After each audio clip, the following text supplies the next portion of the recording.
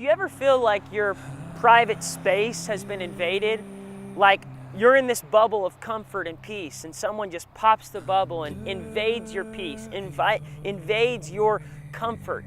I don't know about you, but I have felt that lately. Here in Tulsa, we've had a lot of tragedies in the last week, 4 different people who went on to be with the Lord for all kinds of different reasons, and so close to us, people that were right here in this area of our town. And sometimes when that happens, you can feel like, where did my peace go? Where did my comfort go? Someone's invaded my space, and it can kind of like cause you to feel like you're out of balance, like you're not in a peaceful state. And for Ashley and I, we just knew the only thing we could do was just worship and pray.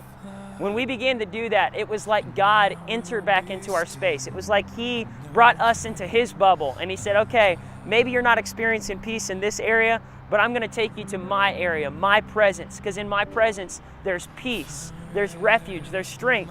I think about hundreds of years ago when someone was seeking refuge, seeking shelter, when they needed help, no matter what they had done, they could run to the doors of a church. And as long as they would, knock on that door and shout out, sanctuary, sanctuary, that someone had to open those doors and let them in. And when they would come in the doors of that church where that steeple was, they would find peace, they would find shelter, they would find refuge. And it's the same way today, except for you don't just have to go to the doors of the church. You can do it right now as you're watching this. You can cry out to God for shelter, for sanctuary, for peace. And God's promise is that He will bring us peace beyond our understanding. It will transcend all of our reasoning and logic. And He'll say, listen, you don't get it all, but I promise you there's peace in my presence. You may not be able to figure out all the questions you have in life, but I promise to give you peace.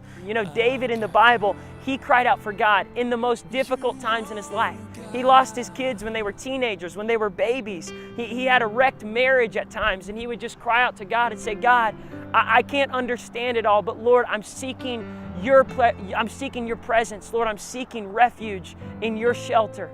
And David would oftentimes end his chapters in Psalms with, Lord, my hope is in you.